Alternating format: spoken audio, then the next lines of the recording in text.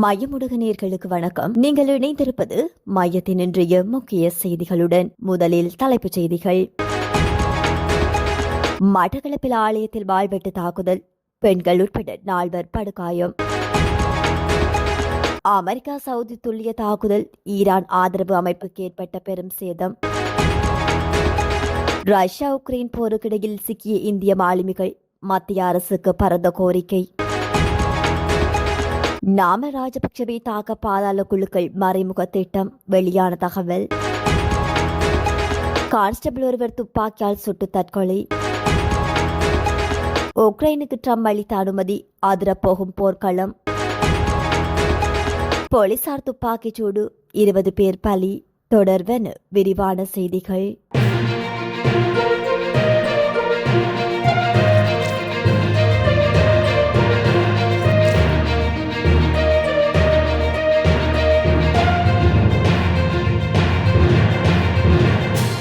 மட்டக்களப்பு ராவூர் காவல்துறை பிரிவில் உள்ள மயிலம்பாவளி விபுலானந்தபுரம் மாரியம்மன் ஆலயத்தில் அன்னதானம் வழங்கியவர்கள் மீது வாழ்வெட்டு தாக்குதல் நடாத்தியதில் பெண்கள் உட்பட 4 பேர் படுகாயமடைந்த நிலையில் வைத்தியசாலையில் அனுமதிக்கப்பட்டுள்ள சம்பவம் இன்றைய தினம் பிற்பகல் இடம்பெற்றுள்ளது. குறித்த ஆலயத்தில் வருடாந்த உற்சவம் நடைபெற்று வரும் நிலையில் சம்பவ தினமான இன்றைய தினம் ஆலயத்தில் அன்னதானம் வழங்கப்பட்டது. அதனை வாங்கி சாப்பிட்ட இளைஞர் ஒருவர் சாப்பாடு சரியில்லை என தெரிவித்ததோடு அன்னதானம் வழங்கியவர்களுக்கும் அவருக்கும் இடையே வாக்குவாதம் ஏற்பட்டுள்ளது.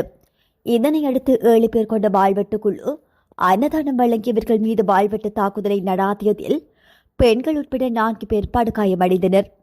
வாழ்வெட்டு தாக்குதலை நடாத்தியவர்களை அங்கிருந்த பொதுமக்கள் மடக்கி பிடிக்க முயன்ற போது ஒருவரை மடக்கி பிடித்ததுடன் எளியவர்கள் அங்கிருந்து தப்பியோடியுள்ளனர். இந்த நிலையில் மடக்கி பிடித்த வாழ்வெட்டு குழுவைச் சேர்ந்தவரை காவல்துறையிடம் ஒப்படைத்ததுடன் இந்த சம்பவத்தில் படுகாயமடைந்த நிலையில் ஏறாவூர் வைத்தியசாலையில் அனுமதிக்கப்பட்ட 4 பேரில் 2 மேலதிக சிகிச்சைக்காக மட்டக்களப்பு போதனா வைத்தியசாலைக்கு மாற்றப்பட்டுள்ளதாகவும் தப்பியோடியவர்களை கைது செய்ய நடவடிக்கை எடுத்து வருவதாக காவல்துறையினர் தெரிவித்துள்ளனர். இந்த விடயம் தொடர்பாக மேலதிக விசாரணைகளை ஏறாவூர் காவல்துறையினர் மேற்கொண்டு வருகின்றனர். ஈராக்கில் உள்ள ஈரான் ஆதரவு அமைப்பான BMF மீது நாடு முழுவதிலும் உள்ள பல மாகாணங்களில் உள்ள அதன் தலைமையகங்களை குறிவைத்து அமெரிக்கா சவுதி இணைந்து நடாத்திய வான்வெளி தாக்குதல்களில் குறைந்தது 20 உறுப்பினர்கள் கொல்லப்பட்டதாகவும் மேலும் 32 பேர் காயமடைந்ததாகவும் அந்த அமைப்பு தெரிவித்துள்ளது. ஈராக் செய்தி நிறுவனம் வெளியிட்ட ஓர் அறிக்கையில் பக்தாத், பாசித், நினேவா, பஸ்ரா, கிர்குக், கர்பலா மற்றும் தியாலா ஆகிய மாகாணங்களில் உள்ள அதன் தளங்களை இலக்கு வைத்து இந்த தாக்குதல்கள் நடாத்தப்பட்டதாகவும் அதன் தலைமையகம் ராணுவ வாகனங்கள் மற்றும் உபகரணங்களுக்கு பெரும் சேதம் ஏற்பட்டதாகவும் BMF தெரிவித்துள்ளது. சேதத்தின் முழு அளவை தீர்மானிக்க சிறப்பு ஆய்வு குழுக்கள் கள மதிப்பீடுகளை தொடர்ந்து நடாத்தி வருவதாகவும் அந்த அமைப்பு தெரிவித்துள்ளது. ஈராக்கில் உள்ள ஈரான் ஆதரவு குழுக்களின் இலக்குகள் மீது அமெரிக்கா மற்றும் சவுதி படைகள் இணைந்து துல்லிய தாக்குதல்களை நடாத்தியதாக அமெரிக்க மத்திய கட்டளை மையம் தெரிவித்ததை தொடர்ந்து இந்த அறிக்கை வெளியாகியுள்ளது. இந்த நடவடிக்கை அமெரிக்க படைகள் மற்றும் சவுதி எரிசக்தி உள்கட்டமைப்பு மீதான தாக்குதல்களுடன் தொடர்புடைய இடங்களை குறிவைத்தது எனவும் அது தெரிவித்துள்ளது. சவுதி அரேபியா ஐநா சாசனத்தின் 51வது பிரிவை மேற்கோள் காட்டி ஈராக்கிய பகுதியிலிருந்து சவுதி அரேபியாவின் பெட்ரோலிய வசதிகள் மீது தொடுக்கப்பட்ட தாக்குதல்களை தொடர்ந்து தற்காப்புக்காக இந்த தாக்குதல்கள் நடாத்தப்பட்டதாக தெரிவித்துள்ளது. மேலும் ஈரான் ஆதரவு குழுக்கள் சவுதி அரேபியா மீது மேலதிக தாக்குதல்களை நடாத்தினால் மேலும் ராணுவ நடவடிக்கை எடுக்கப்படும் எனவும் அது எச்சரித்துள்ளது. ரஷ்யா உக்ரைன் போர் தீவிரமடைந்துள்ள நிலையில் உக்ரைனின் சொர்னோமோர்ஸ்க் துறைமுகத்தில் சிக்கி தவிக்கும் 13 இந்திய மாலுமிகளை உடனடியாக பாதுகாக்க மீட்க நடவடிக்கை எடுக்க வேண்டும் என்ற கோரிக்கை விடுக்கப்பட்டுள்ளது. ரஷ்யா உக்ரைன் இரு நாடுகளுக்கும் இடையேயான போர் தொடர்ந்து நீடித்துக் கொண்டு வருகின்றது. இந்த போரில் இரு நாடுகளுக்கும் பரஸ்பர ஏவுகணை மற்றும் ட்ரோன் தாக்குதல்களை நடாத்தி வருவதால் அங்கே பதற்றமான சூழல் நிலவி வருகின்றது. பாதுகாப்பு காரணங்களால் MV அமீர் 1 சரக்கு கப்பல் துறைமுகத்தில் நிறுத்தப்பட்டுள்ள நிலையில் அதில் 13 இந்தியர்கள் உட்பட 15 மாலுமிகள் காணப்பட்டனர். இந்த நிலையில் உக்ரைனில் சிக்கி தவிக்கும் இந்திய மாலுமிகளை பத்திரமாக மீட்க நடவடிக்கை எடுக்க கோரி மத்திய அரசுக்கு இந்திய மாலுமிகள் மற்றும் கடற்சார் ஊழியர்களின் நலன்களுக்கான அமைப்பான FSUI வலியுறுத்தியுள்ளது. நாமல் ராஜபக்ஷ பயணிக்கும் வாகனம் மீதோ அல்லது அவர் பங்கேற்கும் கூட்டம் மீதோ தாக்குதல் நடாத்தப்படலாம் என சர்வதேச புலனாய்வு தகவல்களை மேற்கோள் காட்டி இலங்கை போலீசாரை அரசியல் அழுத்தங்களிலிருந்து பாதுகாப்பும் அமைப்பு என்று புலனாய்வு வலையொலி தளம் செய்தி வெளியிட்டுள்ளது. இந்த விடயம் தொடர்பில் வெளியிடப்பட்டுள்ள மேலதிக தகவல்களாவன: இந்த விடயம் குறித்து தீவிர அவதானம் செலுத்தப்பட வேண்டும். நாமல் ராஜபக்ஷ இந்த அரசியல் கட்சியில் இயங்குகிறார் என்பது முக்கியமல்ல. அவருக்கு இலங்கையின் அரசியல் களத்தில் இயக்குவதற்கு உரிமையுண்டு. அதற்கு இடமளிக்க வேண்டும். எதிர்க்கட்சியில் உள்ள அனைவருக்கும் அந்த உரிமையுண்டு. அந்த உரிமையை அரசியல் ரீதியாகவோ அல்லது பாதாள உலக குழுக்கள் மூலமாகவோ தடுக்க முயன்றால் அதற்கு இடமளிக்கக்கூடாது. அவரது பாதுகாப்பை உறுதிப்படுத்துங்கள். ஏனெனில் இந்த தாக்குதல் நடந்தால் பழியை அரசாங்கத்தின் மீது போடுவார்கள். ஜேவிபியினர் தான் கொலை செய்கிறார்கள் என்று கூறுவார்கள். இவ்வாறான சம்பவங்களில் பழி அரசாங்கத்தின் மீது விழுகின்றது. இது ஒரு பாரதூரமான நிலைமை. நாமல் ராஜபக்சவுக்கு ஆதரவாளர்கள் உள்ளனர், அரசிற்கும் ஆதரவாளர்கள் உள்ளனர். இதனால் இரண்டு தரப்பிற்கும் இடையே மோதல் ஏற்பட்டு நாடு குழப்ப நிலையை அடையும். இதைத்தான் அவர்கள் எதிர்பார்க்கிறார்கள். அப்படி நடந்தால் உயிர்த்த ஞாயிறு தாக்குதல் விசாரணைகள், கைதுகள் மற்றும் ஊழல் எதிர்ப்பு நடவடிக்கைகள் அனைத்தும் அப்படியே நின்றுவிடும். எனவே இது மிகவும் திட்டமிடப்பட்ட ஒன்றாகும்.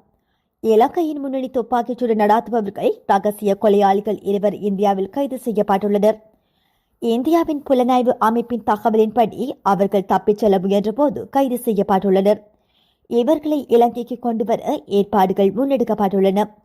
இவ்வாறான சம்பவங்கள் அரசுக்கு பாரிய அச்சுறுத்தலாகும். திட்டமிட்ட குற்றச்செயல்களில் ஈடுபடும் குழுக்களை முற்றிலும் அடக்கி ஒழிக்க வேண்டும். அவர்கள் யார் என்பது முக்கியமில்லை, உள்நாட வெளிநாடா என்பது முக்கியமில்லை. ஏனெனில் ஒரு சம்பவம் நடந்த பின்னர் நடவடிக்கை எடுப்பதில் பயனில்லை. அந்த முறையை மாற்ற வேண்டும். அனர்த்தம் ஏற்படுவதற்கு முன்பே அது தடுத்து நிறுத்தப்பட வேண்டும். சம்பவம் நடந்த பின்னர் விசாரணை குழுக்களை அமைப்பதில் அர்த்தமில்லை. எனவே போலீஸ் அதிகாரிகளிடம் தகவல்களை பெற்று பாதாள உலகம் மற்றும் போதைப்பொருள் ஒழிப்பு நடவடிக்கைக்கு விசேட அதிரடிப்படையை ஈடுபடுத்த வேண்டும். இதில் காலத்தை கடத்தக்கூடாது. நிலைமையை தொடர்ந்தால் நாடு பாரிய பிரச்சினைக்கு முகம் கொடுக்கலாம் என தெரிவிக்கப்பட்டுள்ளது.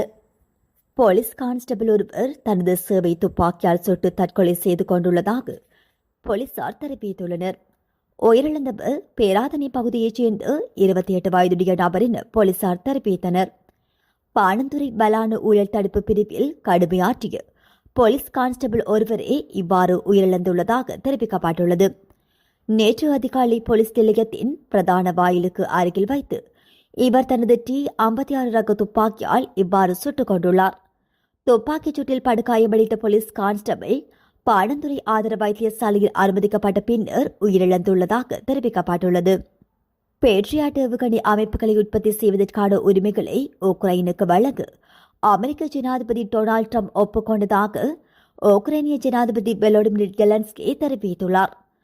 ஃபாக்ஸ் நியூஸ் தொலைக்காட்சி அளித்த பேட்டியில் பேசிய ஜெலன்ஸ்கி, இந்த மாத தொடக்கத்தில் துருக்கியின் தலைநகரமான அங்கராவில் நடைபெற்ற நேட்டோ உச்சி மாநாட்டின் போது இரண்டு தலைவர்களும் தொடங்கிய கலந்துரையாடல்கள் மேலும் வலுப்படுத்தியதாக தெரிவித்தனர். பேட்ரியாட் ஏவுகணைகளின் உற்பத்திக்காக உக்ரைனுக்கு உரிமங்களை வழங்குவதை நாங்கள் அகங்காராவில் தொடங்கினோம் என ஜெலன்ஸ்கி தெரிவித்துள்ளார். இது முக்கியமானது, ஏனெனில் எங்களுக்கு இன்னும் அதிகமாகவும் விரைவாகவும் தேவைப்படுகின்றது. வெள்ளை மாளிகையில் நடந்த சந்திப்பின் போது ட்ரம்ப் இந்த கோரிக்கைக்கு ஒப்புக்கொண்டதாக அவர் தெரிவித்துள்ளார். இன்று ஜனாதிபதி ட்ரம்ப் எங்களுக்கு ஒரு மிகச்சிறந்த சந்திப்பு நடைபெற்றது. அவர் எங்களுக்கு உரிமங்களை வழங்குவார் என்பதை ஏற்றுக்கொண்டார் என்று ஜெலன்ஸ்கி தெரிவித்தார். பின்னர் சாத்தியமான கூட்டு உற்பத்தி குறித்து விவாதிக்க முக்கிய அமெரிக்க பாதுகாப்பு நிறுவனங்களின் நிர்வாகிகளை சந்தித்ததாக உக்ரைனிய தலைவர் தெரிவித்துள்ளார். நாம் இணைந்து உற்பத்தி செய்வோம் என்று நம்புகின்றேன். இது மிகவும் முக்கியமானது என்று அவர் ஃபாக்ஸ் நியூஸிடம் தெரிவித்தார். முன்னதாக செவ்வாயன்று அமெரிக்க தலைநகரில் செய்தியாளர்களிடம் பேசிய ஜெலன்ஸ்கி, உக்ரைனின் அவசர பாதுகாப்பு தேவைகள் குறித்து ட்ரம்ப் மற்றும் அமெரிக்க செனட்டர்களுக்கு விவாதித்ததாக தெரிவித்தார். உண்மையான பிரச்சினை ஏவுகணை எதிர்ப்பு அமைப்புகளும் ஏவுகணை எதிர்ப்பு ஏவுகணைகளும் தான் என்று அவர் குறிப்பிட்டார். நிச்சயமாக எங்களுக்கு என்ன தேவை என்பதை நான் பகிர்ந்து கொண்டேன். அதை இன்று ஜனாதிபதியுடன் பகிர்ந்து கொண்டேன் என அவர் தெரிவித்துள்ளார். ஜம்மு காஷ்மீரின் 35% பகுதியை பாகிஸ்தான் ஆக்கிரமித்துள்ளது. பாகிஸ்தான் ஆக்கிரமிப்பு காஷ்மீருக்கு தனியே ஜனாதிபதி, பிரதமர், சட்டசபை உள்ளது. இதனிடையே பாகிஸ்தான் ஆக்கிரமிப்பு காஷ்மீரில் நடைபெறும் மனித உரிமை மீறல்கள் விலைவாசி உயர்வு, அரசியல் உரிமைகள் பறிப்பு உள்ளிட்ட பிரச்சினைகளை முன்னிறுத்தி அவாமி நடவடிக்கை குழு என்ற மனித உரிமைகள் அமைப்பு அவ்வப்போது போராட்டத்தில் ஈடுபட்டு வந்தது. இந்த போராட்டங்களை ஒடுக்கும் நடவடிக்கையில் பாகிஸ்தான் ராணுவம் ஈடுபட்டு வருகின்றது. இதனிடையே ஆக்கிரமிப்பு காஷ்மீரில் சட்டசபைக்கு 53 உறுப்பினர்கள் தேர்ந்தெடுக்கப்பட உள்ளனர்.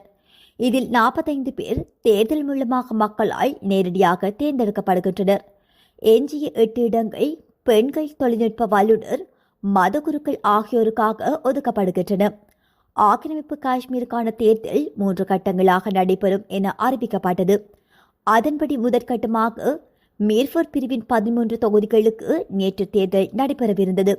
ஆனால் தேர்தலை புறக்கணித்த மக்கள் அவாமி நடவடிக்கை குழு தலைமையில் ராவல்கட்டாக்கரிலிருந்து முசாஃபர் நகருக்கு நேற்று பேரணியாக செல்ல முயற்சித்தனர். அப்போது ராவல்கட்டாக்கரின் முக்கிய சாலையில் பேரணி சென்றபோது பொதுமக்கள் மீது போலீசார் பாதுகாப்பு படையினர் துப்பாக்கிச்சூடு தாக்குதல் நடாத்தினர். இந்த துப்பாக்கிச் சூட்டில் 20 பேர் உயிரிழந்ததுடன் 50க்கும் மேற்பட்டோர் படுகாயமடைந்தனர்.